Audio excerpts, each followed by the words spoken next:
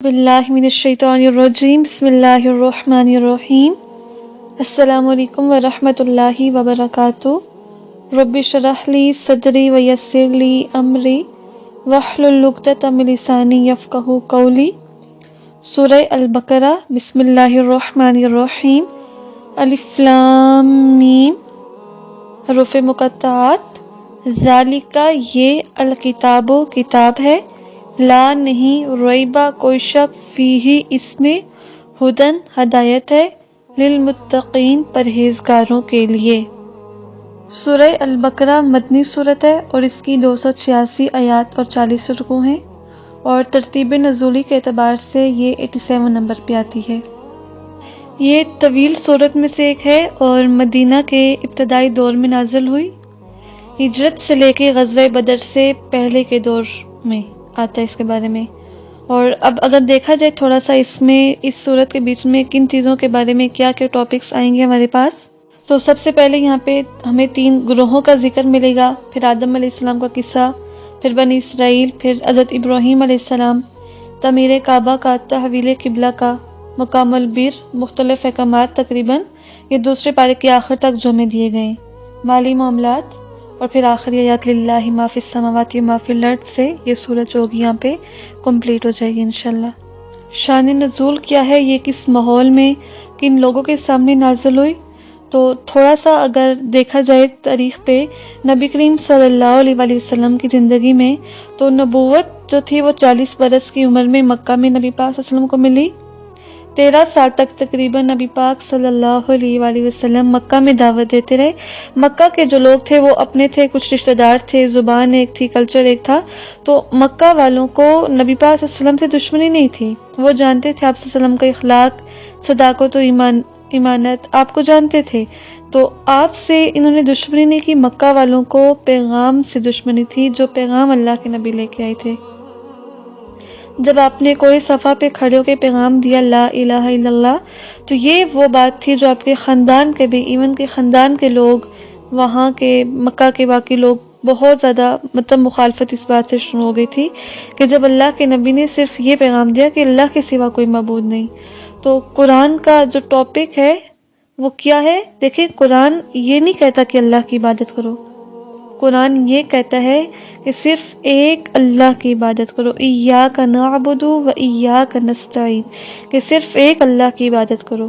تو یہ ایک جو پیغام تھا یہ مکہ والوں کے لیے آزمائش بن گیا، یہ ان کے جھگڑوں کا اور ان کے انکار کی سبب بن گئی کہ یہ ہمیں محمد یہ کہتا ہے کہ ہم صرف ایک اللہ کی عبادت کریں، یعنی کہ ہمارے جو اتنے معبود ہیں تو ہم ان کو چھوڑ دیں، ہم اپنے آباء و اجداد کے جو معبود تھے یعنی تو ان کو چھوڑ نہیں سکتے۔ تو ہجرت کے بعد پھر جب نبی پاک صلی اللہ علیہ وسلم نے تقریباً 13 سال تک وہ مکہ میں رہے، پھر جب وہاں پہ کام مکمل ہو گیا، یعنی کام پہ زیادہ فوکس ہوتا ہے، اگر کسی جگہ پہ کام پورا ہو جائے تو وہاں سے پھر ہجرت کی جاتی ہے، ٹھیک ہے۔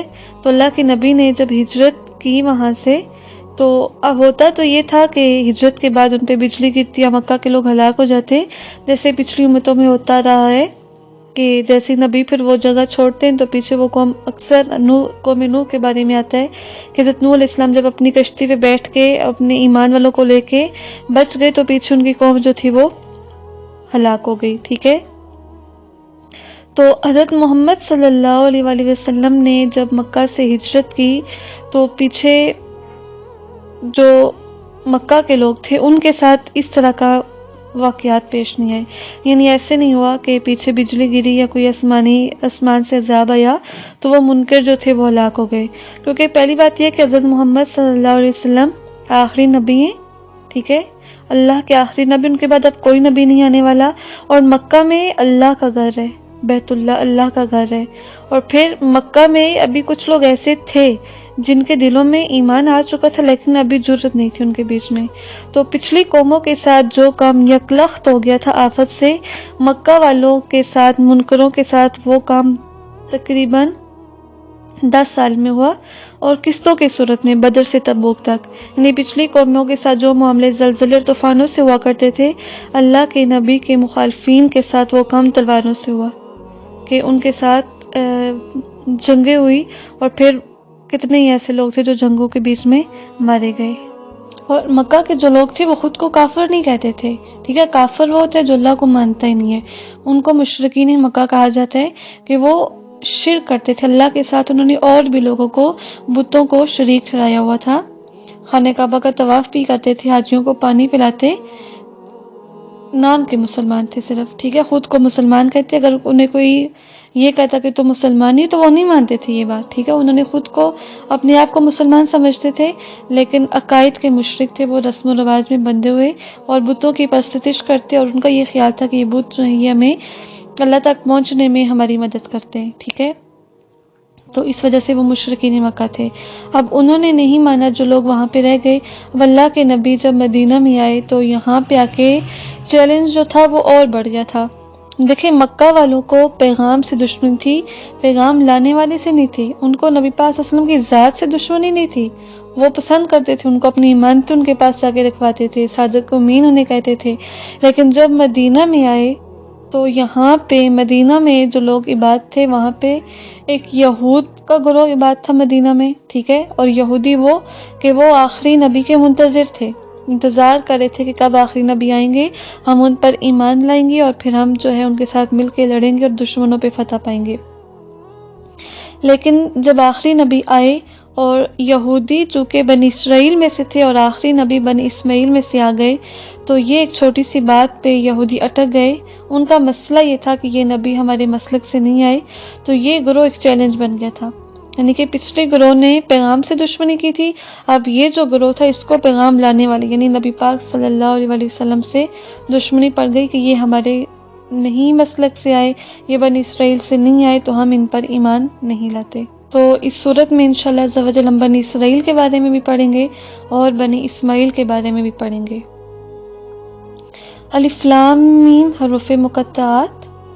یہ جو حروف ہیں یہ مختلف صورتوں کے، اکثر صورتوں کے آغاز میں آتے ہیں. سورہ آل عمران کے آغاز میں، الاعراف کے، سورہ یونس کے، سورہ ہود، سورہ یوسف، سورہ رعد، سورہ ابراہیم، سورہ حجر، سورہ مریم، سورہ طٰہٰ، سورہ شعراء، سورہ نمل، سورہ قصص، سورہ عنکبوت، سورہ لقمان، سورہ سجدہ، یاسین، صاد، سورہ مومن، حامیم سجدہ، شورى، زخرف، دخان، جاثیہ، الاحقاف، قوف اور القلم.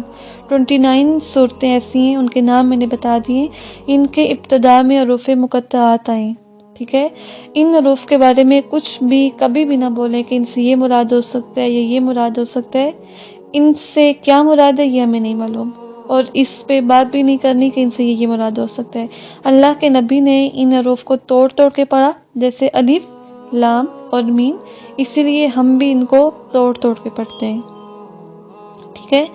تو ان کے معنی میں یا ان کے مفہوم کے بیچ میں مختلف لوگ رائے دیتے، لیکن عید میں نہیں پڑھنا، کیونکہ جب اللہ کے نبی نے نہیں بتایا، جب اللہ نے اس کو راز رکھا ہے تو اس کو راز ہی رہنے دے.